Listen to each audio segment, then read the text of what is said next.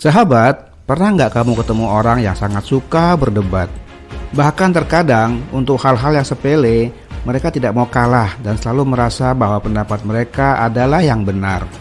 Apapun yang dikatakan orang lain dianggap salah, hanya pendapat dia yang selalu benar. Atau mungkin kamu juga termasuk orang yang begitu ya? Jangan marah ya, saya cuma bercanda kok. Di video kali ini, mari kita bahas suatu fenomena yang sering kita temui dalam kehidupan sehari-hari, yaitu kebiasaan suka berdebat.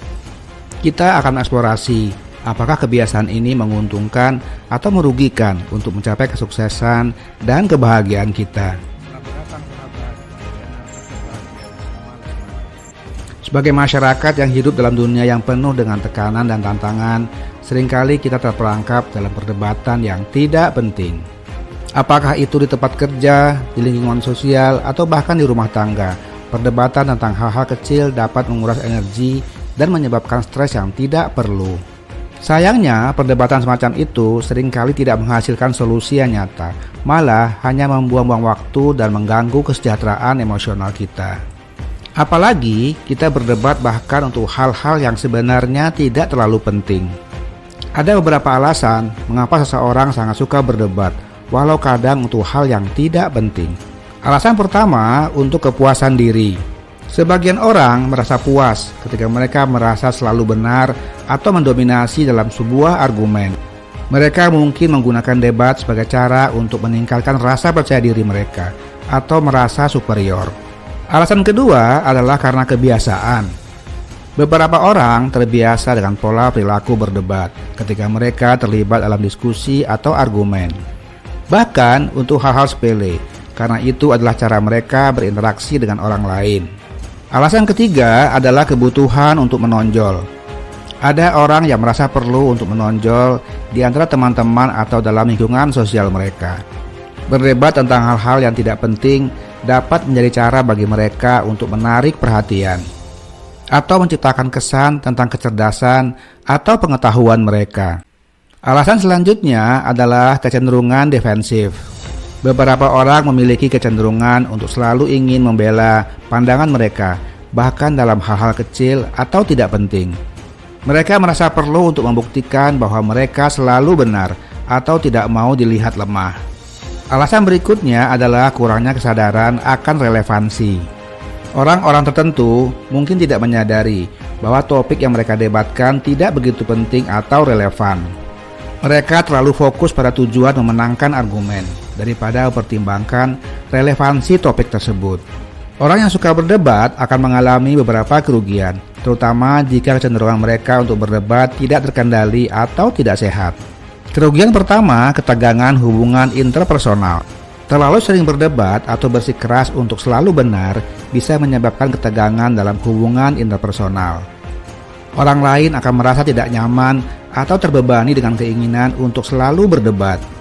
Kerugian kedua, kehilangan kesempatan untuk belajar.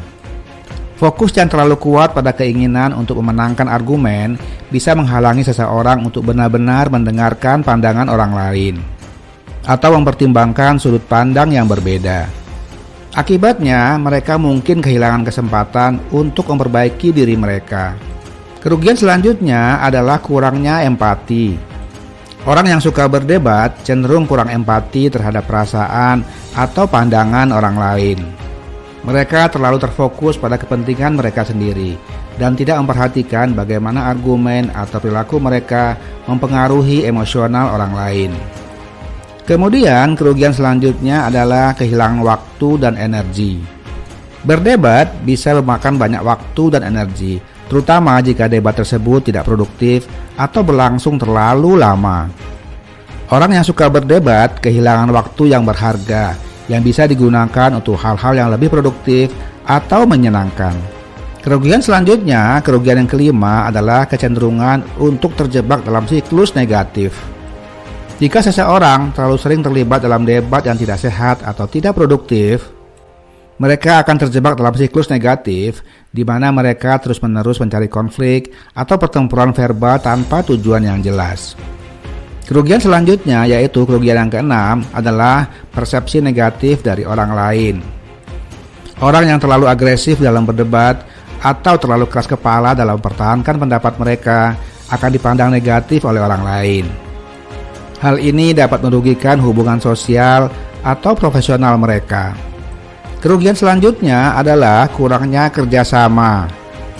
Debat yang terlalu fokus pada kepentingan individu bisa menghalangi kemampuan untuk bekerja sama dan mencapai tujuan bersama. Orang yang suka berdebat akan kesulitan bekerja sama dalam tim atau mengatasi perbedaan pendapat dengan baik. Oleh karena itu, penting bagi seseorang yang suka berdebat untuk mempertimbangkan dampak dari perilaku mereka. Sebelum kita masuk ke langkah-langkah penting untuk mengatasi masalah suka berdebat ini, ada satu hal lagi yang penting yang perlu sahabat ketahui. Saat berdebat, biasanya akan timbul emosi negatif, seperti marah, sedih, dan frustasi, karena semua pihak ingin didengar.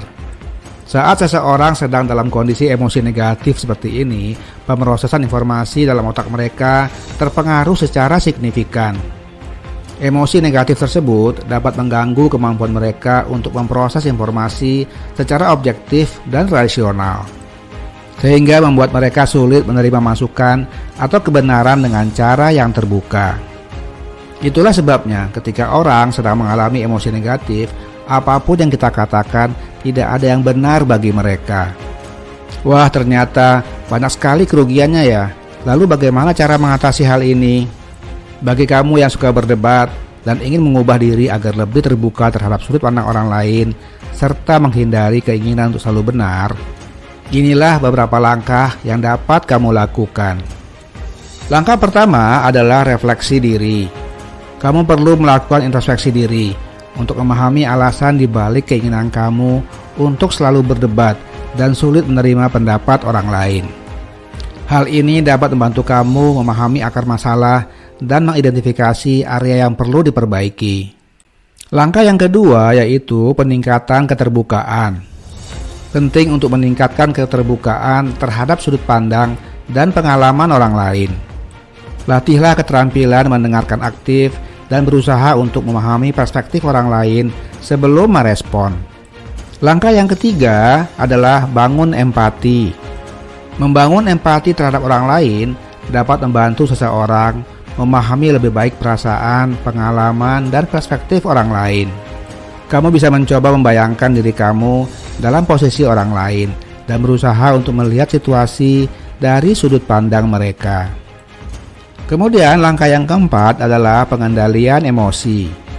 Penting untuk belajar mengelola emosi dengan baik selama debat atau diskusi. Dengan mengenali atau mengendalikan emosi yang muncul seperti kemarahan, frustasi, atau defensif, sehingga kamu dapat tetap tenang dan terkendali dalam interaksi. Langkah selanjutnya adalah menerima bahwa kita tidak selalu harus benar. Orang yang suka berdebat perlu memahami bahwa kebenaran itu seringkali subjektif dan kompleks. Mengakui bahwa tidak selalu harus benar atau memiliki jawaban yang sempurna bisa membantu kamu melepaskan kebutuhan untuk selalu menang. Selanjutnya, langkah yang keenam adalah berlatih kesabaran dan toleransi. Mengubah kebiasaan itu membutuhkan waktu dan kesabaran. Penting untuk memberikan diri sendiri waktu dan kesempatan untuk berlatih kesabaran dan toleransi, serta belajar untuk menjadi lebih terbuka dan menerima pendapat orang lain. Melalui langkah-langkah tadi, seseorang yang suka berdebat dapat secara bertahap mengubah perilaku mereka menuju pola komunikasi yang lebih sehat dan terbuka. Jadi sahabat, mari kita ambil langkah-langkah untuk mengurangi perdebatan yang tidak penting dalam hidup kita. Jangan biarkan perdebatan yang tidak penting menghalangi jalan menuju kesuksesan dan kebahagiaan yang sejati. Terima kasih sahabat yang menonton video ini. Semoga bermanfaat. Jangan lupa untuk subscribe, like, dan komen. Sampai jumpa di video-video berikutnya. Salam sukses dan bahagia.